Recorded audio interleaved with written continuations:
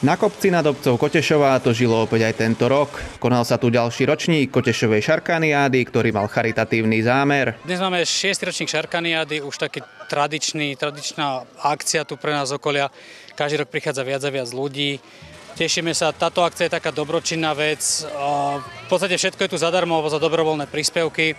Vždy, čo sa nám podarí, dáme niekomu ďalej, kto to potrebuje viac. Či už niekto s chorými deťmi, alebo do školy, do škôlky, do detského doma sa nám párkrát podarilo niečo dať. Takže vždy niečo také dobré sa snažíme vytvoriť. Myšlienka to bola v úvode pomerne skromná. Teraz sa jej zúčastňuje niekoľko stoviek návštevníkov. Tá myšlienka vznikla tam na lúke za domami. Sme sa susedia dohodli, že poďme popúšťať šarkany. Povolali sme známych. Na prvú nás prišlo možno 70 ľudí. Opiekli sme nejaké špekačky, popúšťali šarkany. Znova tiež nefúkalo ako dneska, ale už sa to trošku rozbieha. A na druhý rok, dobre, skúsme znova. Od starostu sme vybavili ihrisko futbalové, išli sme tam. Už to bolo zasa menšie, už to bolo pre nás malé. Tak sme sem na kopec a už chodíme sem na kopec 4. rok. Mám pocit, 4. rok a zatiaľ fajn. Jeden rok bol taký slabší, ten koronový, ale tak sme si to usporiadali po svojom. Ale tak, taká spontánna akcia a zrazu sa to nabaluje, každý rok zoženieme. Vždy sa nájdú ľudia, ktorí nám pomôžu, dobrí ľudia, vždy nám niekto niečo dá, podarujú. Tento rok prišli firmy nejaké sa tu odprezentovať trošku, nám to nevadí, my sme radi, že prídu, dobehnú nejakí ľudia navyše, takže paráda. Stovky návštevníkov si mohli okrem púšťania šarkanov aj dobre zamaškrtiť. Bohaté občerstvenie bolo navyše pre všetkých účastníkov zadarmo. Minulý rok bolo plus minus 500 ľudí, tak má to stúpajúcu tendenciu. Predtým rok bolo 400, minulý rok 500. Keď príde znova 500, bude super. Keď príde 200, aj tak bude super. Zadarmo je pivo, kofola, gulášik. Keď dojde gulášik, budú párky, klobásky budeme variť. Nealko, pivo, minerálky a takéto sladkosti, koláčiky, čo nám dobrí ľudia tiež tu z obce napečú aj z okolia. Donesú nám cukrárky, kadekto, takže také rôzne pochutiny pre deti. A pre dospelých samozrejme. Tombola už si každý musí kúpiť nejakú tombolu. Všetko je za dobrovoľný príspevok. Kto chce, dá, kto nechce, nemusí dať, nenútime nikoho. A v tombole máme tiež krásne veci, tak uvidíme. Snáď sa niečo podarí vyzberať.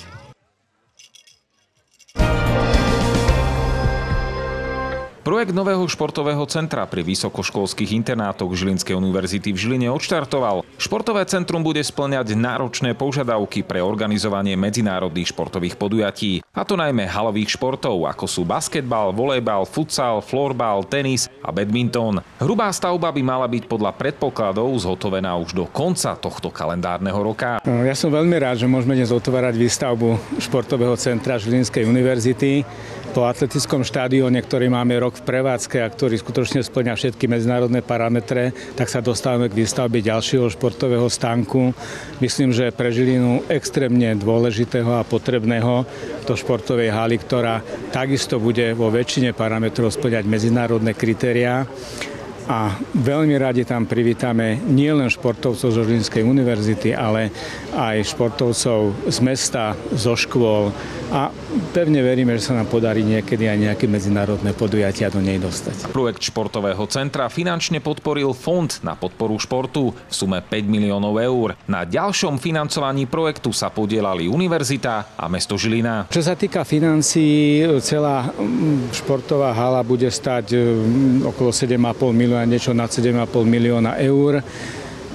Patrí veľká vďaka Fondu pre podporu športu, ktorá univerzite dá sumu 5 miliónov eur. Na zvyšné finančné náklady sa podeli univerzita s mestom, kde opäť chcem poďakovať pánovi primátorovi a mestu ako takému, ktoré bolo ochotné vstúpiť do tohoto projektu a takisto bolo ochotné vyčleniť tieto finančné prostriedky na výstavbu. Po tej skúsenosti pri spolufinancovaní atletických hrov pokračujeme v spolupráci s Žilinskou univerzitou, tak aby Žilina reálne dostala nový kvalitný športový objekt podľa športovej haly.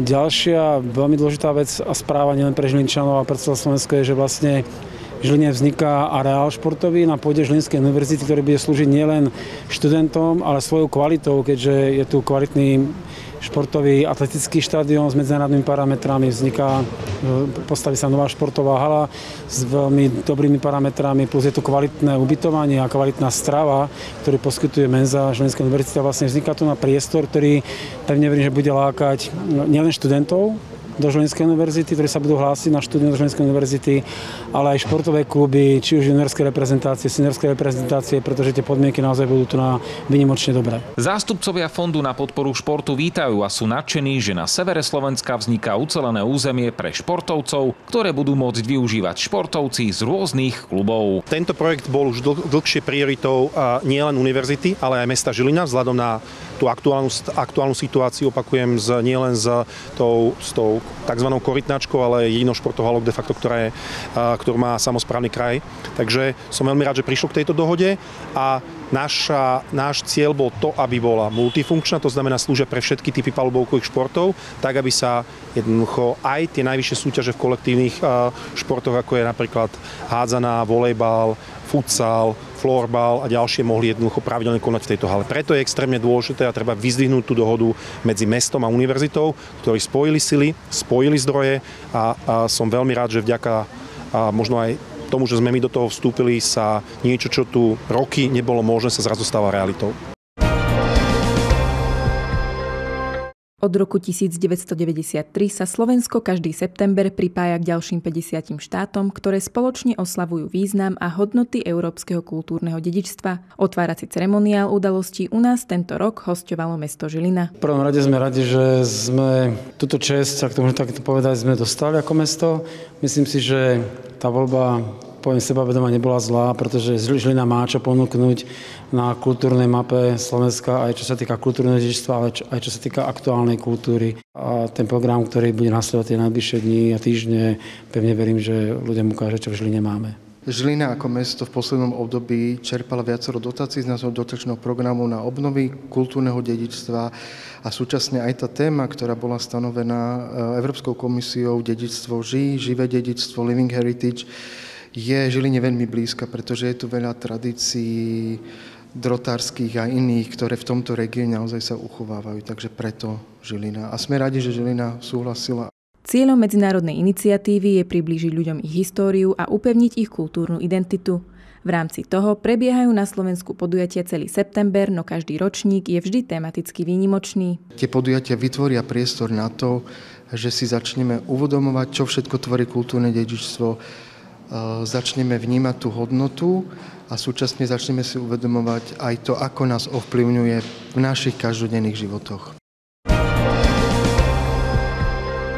Mesto Žilina v týchto dňoch realizuje jeden z najvýznamnejších environmentálnych projektov, do ktorého je zapojených až 5 základných škôl. Takzvané zelené opatrenia nie sú pritom len o výsadbe novej zelene. Ide najmä o funkčnosť týchto opatrení. Vďaka zeleným opatreniam získajú nový vzhľad a využitie areály 5 základných a materských škôl.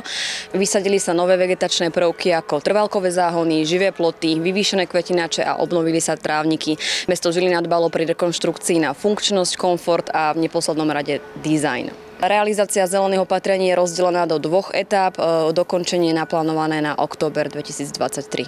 Celková suma vynaložená na tieto projekty je viac ako 530 000 eur. Treba však povedať, že deti na vybraných základných školách získajú priestor, kde sa môžu hrať, ale aj oddychovať. Tento školský dvor budú využívať deti materskej školy, cca 60 detí.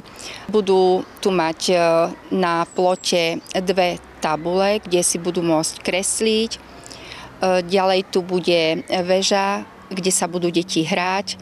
No a chceli by sme aj zrekonštruovať prvky, ktoré sú tu na školskom dvore a ďalej aj domček pre dievčatá. Ja som na škole 11 rokov.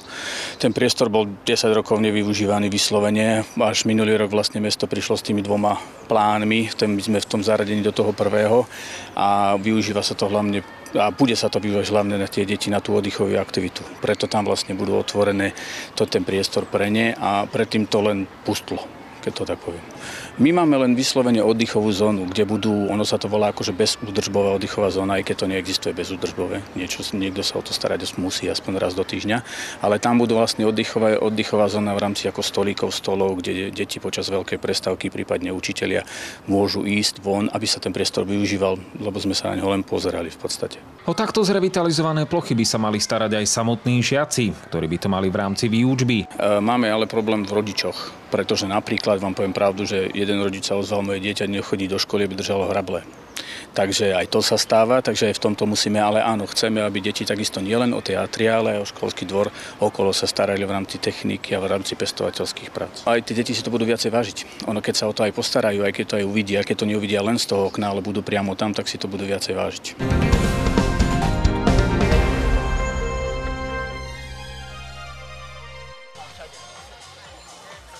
Silu, kondíciu a pevné odhodlanie si Žilinčania preverili na amatérskom prekážkovom behu Zlomves. Na lyžiarskom stredisku Malý Stránik sa tento rok konal v poradí už 4. ročník. Viac o podujatí prezradí jeho dlhoročný organizátor Ľuboš Dubkala. Žilinský Zlomves, ktorá je amatérsky prekažkový beh a teda není zameraná len pre dospelých, ale tento rok aj minulý rok už aj pre deti. Takže máme trať, ktorá je dlhá 5,5 km pre dospelákov, je tam zhruba 30 prekážok a naozaj nie je to nič jednoduché, ale hlavne je to zábavné. Takže bolo našim cieľom urobiť niečo, čo je trošku odlišné. Nie je to ani Spartan, nie je to ani nejaký klasický beh, je to niečo medzi tým, takže to bol ten cieľ. Ťažkých 5,5 kilometra behu do kopca súťažiacim neuľahčovali ani náročné prekážky. Od silových prekážok až po extrémnejšie výzvy ich na trati figurovalo celkovo 30. Za tvorbou dráhy stojí ako tradične Robert Majtán. Čas prekážok sa mení, čas prekážok tých zaujímavých zostáva.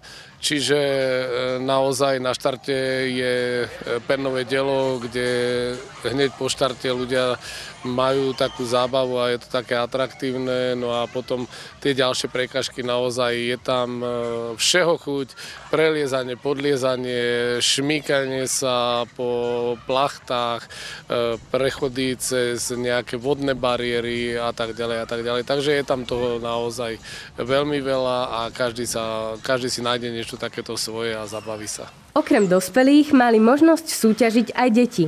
Tie sa vybláznili na 700-metrovej trati s 12 prekážkami. Po úspešnom absolvovaní ich za odmenu čakal bohatý program. Aj to zázemie je pripravené pre celé rodiny, takže to je taký ten základ urobiť pekný deň pre rodiny a aj zabaviť sa. Máme tu DJ-a, ktorý teda bude robiť atmosféru. Deti majú detské atrakcie od malovania na tvár, tie štandardné veci, skákací hrad a podobné záležitosti. No a jednoducho, hlavne si treba užiť deň v prírode, to je taká tá hlavná myšlienka. Podujatie otvára náruč všetkým odvážlivcom, nielen aktívnym športovcom. Táto výzva prilákala 100 pretekárov. Spoločná rozcvička na začiatku uvoľnila atmosféru a boj sa mohol začať. V kategórii mužov sa na stupienku víťazov umiestnil Forgáč, v tesnom závese Baránek a Frnka. Na čele žien skončila Špáňová s niekoľkosekundovým odstupom Soláriková a na 3. mieste Urbanová.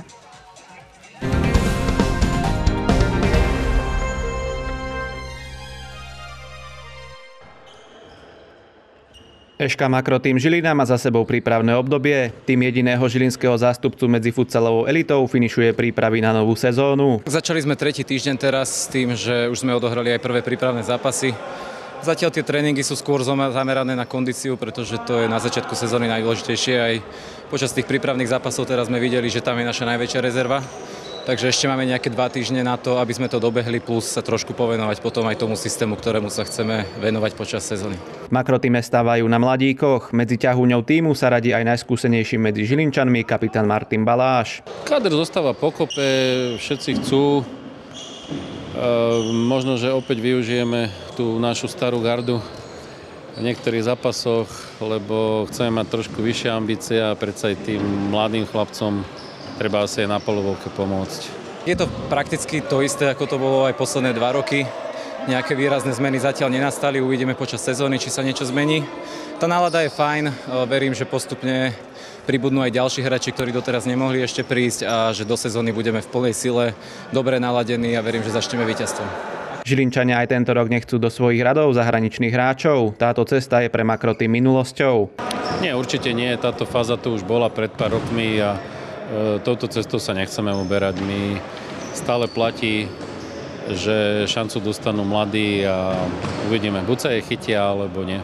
V Žiline nechcú, aby sa opakovala predchádzajúca sezóna. Zbierať body chcú žltočierni už od úvodu súťaže. V prvom rade určite získavať konečne nejaké body už na začiatku sezóny. Nejako to bolo v minulej sezóne, že vlastne až na konci prišli nejaké body, hoci tie výkony neboli také zlé. Pretože potom sa jednoduchšie hrá. Keď získame skôr body, vieme sa vyššie odraziť v tej tabuľke a hrá sa nám o niečo lepšie. Takže verím tomu, že hneď v prvom zápase budeme bodovať. Ambícia je určite play-off a potom sa uvidí, čo bude.